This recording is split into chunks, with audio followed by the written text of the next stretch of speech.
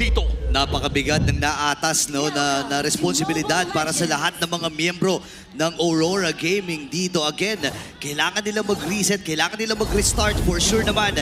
Talagang kinalmahan na nila ang kanilang mga sarili. Yeah. Kasi isang hakbang na lang at CLPH. Actually, hindi nga lang reset yung kailangan dito ng Aurora kasi gusto nila manalo. Aray. Kailangan nila ng full reverse sweep para mapigilan ng Stampede. Buhay na buhay talaga dito ang Stampede. Ang tanong lang talaga, is it gonna be golden? At matagal-tagal na nating hindi nakikita yung mga ganitong klaseng comeback. A full reverse sweep.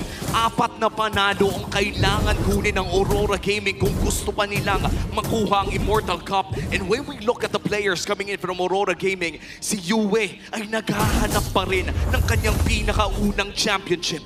Oo, yun nga yun eh. Tsaka again, marami na silang mga dinaanan. 4 na championship na ang kanilang dinaanan. Pero hindi pa rin na ibibigay sa kanya. Sinabi ni Edward na gusto na niyang bigyan ng championship itong si Yue. Pero parang nagiging mailap pa rin hanggang ngayon. At hanggang ngayon nakikita natin na ayaw talagang paglaruin ng Team Liquid Philippines ng Aurora. But with this Akai pick na mukhang kanina pa hinihiling ng ating mga panelists nila Wolf ay para bang mas nakakahinga ngayon ang Aurora. Yeah, I do agree. Ito yung, I would say, again sa nakikita natin mula sa Team Liquid Philippines, parang ito yung pinaka-reliable out of the many heroes na pwedeng ilabas dito ng Aurora. Lalo yung Akai ni Demon Kite and even yung Terizla ni Edward, pasok mo pa dyan yung winningest gold lane para kay Doming Kite. Ito rin talaga yung naging favorite ni Doming Kite during the regular season of Season 16 kung saan naging napakalinis at ganda ng record ng Aurora Gaming. Ang pinakauna nilang talo dito ay Week 1 pa. And mukhang nagkahanap na naman ng laban ng Team Liquid Philippines. Turtle ay nariyan na. Grabe, palaban talaga dito si Daddy JP. Ngayon si Demon Kite ay pinapalayo. Oh my goodness, hindi makalapit. Meron naman siya available heavy speed. Ipipilit na ata ni Demon Kite na makadikit. Ay nagamit na. Pero nandun yung box mula kay Sanji. Dispersion rotation. At first blood ay napunta na kaagad sa TLPH. Kaya naman magiging next sa target nila ay walang iba. Kundi itong si Edward. Ang Brazers run up to now para sa Chef. Wow! Oh my goodness. Edward, akala natin yung Terizla, ito yung magsaset sana sa Aurora for the Turtle. Kaso si Sanford men nauna siya. Na-force yung heavy spin mula kay Demon Kite. Hindi na naman sila nakapag-contest ng pagong. Tingnan mo naman, no, ito si Sanford talaga ay lock ang target dito kay Demon. Kahit mapa-tank jungle man o mapa-assassin fighter, di pa ay talagang hinahanap siya ng XP laner ng Team Liquid Philippines. And looking at the gold leaders, atid ng ating sponsor na BPI, Oheb and Sanji ang namumuna ngayon sa ating laro. In fact, 1,000 na ang lamang ng Team Liquid Philippines. And ito ang naging trend natin for the past 3 games. Laging nakakalamang sa early game ang Team Liquid. Yep, and lalo pa, mas malaki problema dito ng Aurora kasi yung Stampede went global. Oh, Oheb. Okay, nagamit yung AOG. Tapos si Oheb with a flicker. Sobrang play safe naman nun. Talagang iniiwasan din ni Oheb na mamatay. Kasi kung titingnan natin yung pat nung item na Priest kay Pierce, ayan na si JP pre. Alam mo, feeling ko talaga si Demon Kite, yung tulog niya mamaya, hindi lang si JP makikita niya, pati si Sanford. Ayun o. Kanina pa ayaw paglaruin yung jungler ng Aurora. May rotation din kasi yung dalawa eh. Kapag greens lang, nandyan si JP. Kapag objective, nariyan na rin si Sanford. Big pressure as well dito sa gold lane ng Aurora Gaming. Nariyan na rin sila Carl TZ and Oheb, the Baby Cakes tandem na na-enjoy natin for the past year. Sinong mag-aakala na si Carl TZ at Oheb ay magiging ganito katibay? Naging magkakampi. Oh Grabe my na yung goodness. bonding nila. Ay, naku po, binandingan din ng CLPH si Light. Bilis na tunaw nila ito na. Ito na naman yung mga information game na napapano siyang TFPH. Alam nila kakababa lang nung Akai. And walang tao sa mid. Actually, kahit may tumulong doon, si Yue lang yung pakakatulong. And alam naman ng TLPH, wala pang damage yung Sicilian. Kaya naman kahit sino pwede nilang bigyan, kahit si Light pa yung makita nila, tatalo kagad yung TLPH. Kaya na nagkakita na si Sanjay sumama na rin. Diversion kagad ay nabitawan. JP? Ngayon ay lumagin Jammer Force. Atras muna dito si Daddy James. Gayon din naman ang 4 ng miyembro mula sa Aurora. At libre na naman nilang ibibigay itong pagod na to. And that's the second turtle na mapupunta sa kamay ng Team Liquid Philippines at hindi pa nga re-retry ito ni Carl. Inalaban pa yung purple. Oh my goodness! Wow! Naagaw pa ng Young Goat! Kanila lahat. Walang makuha yung Aurora and TLPH. 1.7k na ang kanilang kalamangan. Pangalawang bago, ayaw mamigay Ayaw ni talaga. Carl Tizzy. Ayaw paglaruin, men. Retribution. Buti nila kay nasunog pa. Ngayon, susunugin ata nila si Edward. Ay, nagitna! Napakahakdi na talaga ang flicker na bitawan na rin kagad ni Edward para lang makatakas. Men, yung mga kills nila dito, defensive JP, na nila ginagamit. si Booming. JP, napakatapang, men. Ibang klase yung mga kasalanan na meron dito si Daddy JP. 5 minutes pa lamang ay tila ba'y hindi na makahinga ang Aurora sa ginagawa sa kanila ng Team Liquid Philippines.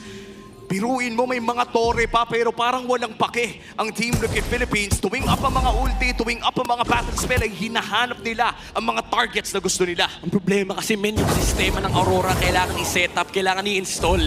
And yung TLPH, ang ginagawa nila, dinidisrupt nila yung mga key members on the side of Aurora. Ipopoke nila para hindi makarespo sa mga susunod na skirmishes and dun silang mahanap ng mga punish. Yung mga natitirang members ng Aurora na kaya sanang lumaban at mag-reinforce na kanilang aggression, hindi umaabot sa mga pinipiling laban ng TLPH. And this is by far, I think, one of the faster games as well para sa Team Liquid Philippines. Gamit na gamit. Oh, mahanap din si Carl. Hindi natin si Card, pero yung Taunt ay Ito na yung doon. Sanford. Si Sanford sa likuran. Demon Cat ang magiging target nila. Dispersion rotation na force kagad. Yung heavy spin. May idea dito ang TLPH na uubusan ng kills and resources. Hindi lang yun ang nauubos. Pati yung mga buffs dito, inuubos din ang TLPH. Oh, UF! Nahanap na naman ang purple buff. Carl Tizzy ay gutom na gutom sa mga buff ni Demon Kite. Forcing out the Bat's Feast as well. Papasukin pa sa likod. Napakatabang talaga sila ngayon ay mapipilitan na kumatras.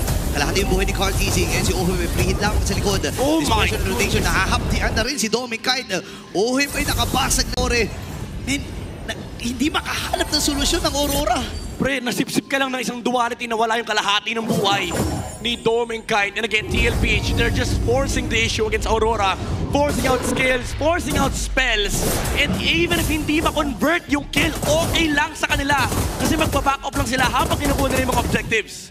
And this is going to take so much mula sa side ng Aurora Gaming. They are facing the defending champions of MPL Philippines na gustong mag-back-to-back. And for JP na undefeated sa Grand Finals, papasagin at susubukan ng Aurora Gaming. Pero para bang wala silang mahanap na butas sa TLPH for the last 3 games. Counted na. Ito rin. Ibang klase na JP at ito si Sanford. Kung sino-sino na lang ang pinagtitripan nila. Ayaw magpahinga. Dito na ni diversion play. Wala atang ideya dito ang Aurora. Pasok si Cardigan. Tumama yung taunt. The flicker. Ay na-force na rin kagad. Even the back beast. Para dito kay Yue. Wala pa masyadong damage itong Cecilio na ito. Pwede na rin i-force ulit. Heavy speed. Gagamit si Cardigan na at ang magiging sakripisyo nila. Napalalim na rin. At ibibigay na ata nila. Gamit yung penalty zone. AOG. Dalawa ba? Mga si Sachi lamang muna yun. Pero nandun si JP para protektahan ang kanyang mga Anaxus. Ngayon naman si Sanford ay pupuntahan yung likod. Papatayin din naman dun si Light. Na-combo pa nga literal. And Ohim with a kill. Well, at least ngayon nakahanap na ng trade ng Aurora Gaming. Great heavy spin mula dito kay Demon Kite. Kaya naman nakakahinga pero hindi pa rin makakapaghinga dito sa purple buff na hindi pa rin niya makukuha. Ayaw! Makontento ka na daw doon. Sabi ni JP, napano siya na dito si Carl Tizzy. Medyo baliktad yung combo na ginawa ni Carl kanina. Nauna yung taunt bago yung retry. So hindi umabot yung slow. And again, napakaganda ng heavy spin na nakuha ng Demon Kite. Just a big punish coming out from Aurora. Kahit paano, ma-hold up nila yung pressure na nilalatag dito ng TLPH. Pero men, si Carl Tizzy pa lang yung problem 1. May problem number 2 ka pa si JP. At habang tumatagal to, si Oheb ay sumasakit na rin. And Granger is one of the favorite picks dito ni Oheb. I think all time ay number 1 si Oheb, the Filipino sniper dito sa Granger pick na ito.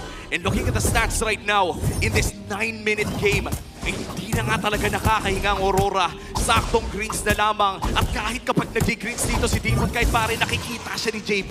Oo, tsaka ang mahirap dito, kailangan magsama-sama ng Aurora kapag kumuha ng objective si Demon Kite. Wala talagang laya dito ang Aurora Gaming. At ibibigay na nila. Wala silang choice pre. Kailangan nila ibigay itong Lord na to. Hindi talaga sila pwede mag-contest. Lalo na't may diversion pa pwede manggaling mula dito kay Sanji Oheb. Basta nagpapalaki ng stats. Actually, kanina pa niya kinikase yung Lord mula kay Carl Tizzy. Pero yung mga ganong klaseng play, hindi siya cute siya eh. Pero sa totoo lang, super consistent mula sa TLPH. Lagi nilang nilalayer, men. Kanina pa yung Death Sonata sa retry ni Carl lagi magkasabay. praktisado na talaga ang ginagawa ng Team Liquid Philippines. And here comes the diversion play. Ang tanong ay saan sila mapupunta? Demon Kite! Ay, bibigyan na naman nila si Demon Kite. Hindi na naman naagaw. Ay, hindi na naman niya nakuha yung kanyang purple buff. OMG! Talagang kanina pa ata, since minute 2, wala pang purple buff itong si Demon Kite. Akala mo naka-funny yung Akay eh. Akala mo naka-funny si Demon Kite dito kung gusto ng purple ng Team Liquid Philippines. May Holy Shields pa naman dito sa gitna pero agad na itong puputok. May Holy Shield pa doon sa may bandang ibaba. Si Light ay kailangan na nga mag-recall. Nagkahanap ng inhibitor turns ng Team Liquid Philippines dito and Aurora Gaming forced to defend against this Lord in Power GN. Okay, sumabog na naman yung ibaba eh. And naka-ready pa rin ang TLPH. Binabatay ni Sanji kung may lilikod sa kanya. Hanggang ngayon hindi pa rin nila nakikita si Light. Nasa likuran ata. Penalty zone na, tatlo ang nahuli. Pero sapat ba yung kanilang damage? Parang hindi! Kasi pinagpapabaril! Kasi nandito rin Ohem. Pero mapamatay din si Ohem. Kailangan na kumatay. Hindi rin nagamit din. Layo si Demon Kite. Same with Edward. Pero sapat ba yung kakayahan nila? Sanji nakapflicker na. Dispersion. Diversion play. Actually, ay ginamit niya at hindi lang siya nakasakay. Kakuntigan pa siya doon na makalabas ng Aurora. That sandwich from Light, it worked out in their favor. Medyo nagkagulo yung team fight for TLPH. Nag-disperse sila, even na nakapag-flicker out si Ohem. Medyo nag-overcommit din yung Granger and nahuli siya ni Doming at pa rin ni Yue. And the regular season MVP of Season 16, Light, finds a way para dito sa Aurora Gaming na makahinga pa mas lalo. Mapapanood natin yan sa ating instant replay. Penalty zone mula kay Edward.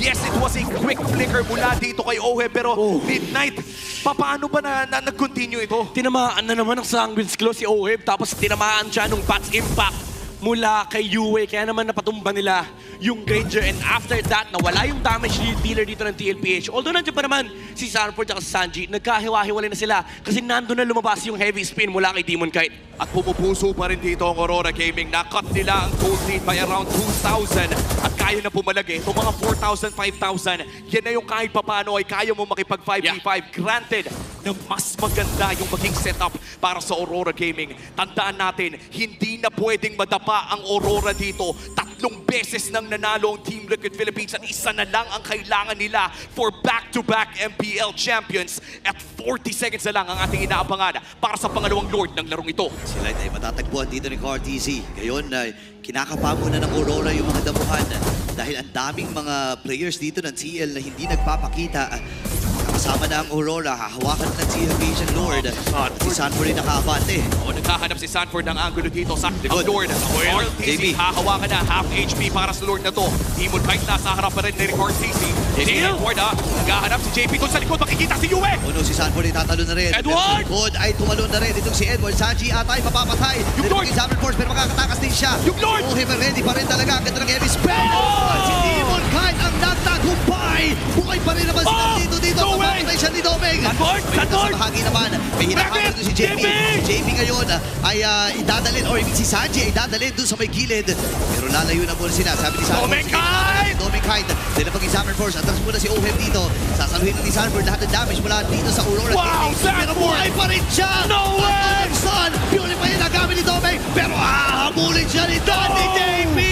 Si Light ngayon ay kailangan na rin ang papa na buhay. Bolts from Yue. Pero hindi pa rin sapat yung mga damage niya. 5 segundo para dito kay Demon Kite. Hindi naman susubukan ng Team Liquid Philippines na tapusin ito dahil may problema doon sa may bandang itaas. Miracle Lord Steel mula dito kay Aurora Gaming. Demon Kite binuhay ang pag-asa ng Aurora. Talagang maganda yung naging desisyon niya rito. Imbes na iipit si KRTZ sa loob ng Lord Pit, nagdesisyon siya na ilabas yung friend lane para siguradong hindi makaka-retry. Ilang beses na natin nakita si KRTZ na nakakanakaw ng Lord kahit pa nakaipit sa pader. And also Edward, that penalty zone on the back na zone niya si Ohem. And even though they lost that E-point again, they get the Lord and they prolong this game. At yun naman talaga no, ang kailangan when you're running a Sicilian on Yue, kailangan tumagal ang larong ito. And looking at Yue right now, nakikita natin talaga yung kagustuhan niya na manatili dito sa Grand Finals. Ilang Grand Finals na tinignan ni Yue. Ilang fans na rin ang sumusuporta at umiyak kasama niya. Pero ngayon, sa game na ito, nakikita natin ang puso. But in front of Team Liquid Philippines, na walang awang sumusugod, ano pa bang natitirang win condition for Aurora? Ang kailangan ng Aurora dito, honestly, is maulit yung ganong klaseng Lord Dance Edward jumping onto the backside. Medyo kaya na nilang harapan dito si Sanford kahit overwhelming yung damage. Nakakite na nila yan with Demon Kite na magagamit niya yung kanyang heavy spin and also the Zaman Force na pwedeng ipanlaban nila doon sa Lapu-Lapu. And syempre, kailangan din mag-ingat ng TLPH kasi humahapdi na si Yue. Ito yung pinakamalaking win condition ng Aurora, the overwhelming infinite scaling magic damage of the Sicilian. 40 seconds bago lumabas ang pangatlong Lord ng larong ito. In terms of objectives, lamang pa rin naman ang Team Liquid Philippines. 1 Lord and 3 Turtles. Pero yung most recent Lord ay nakuha ng Aurora Gaming. Itong purple ay ilalaban na naman nila at hindi na naman ito makukuha ni Demon Kite. Ibang klase si Carl TZ. Nakuha niya yon, ginamit ang kanyang retribution. Naabot naman para doon sa pagsisimula ng actually, katlong Lord ng laban na ito. Hindi pa naman ito yung Enhance or yung Luminous na Lord. And sobrang importante para sa Aurora na makuha ito. Kasi if ever man na makuha ng TL to, maaaring ito na yung exclamation point pre. Oo. At sa init pa naman ng Team Liquid Philippines for the past 3 games, ay alam natin na ito lang ang kanilang kailangan para subukang tapusin ang larong ito. But for Aurora Gaming, prolonging this game, they have to take it 1 game at a time. Sinabi mo kanina midnight, yung full reverse sweep.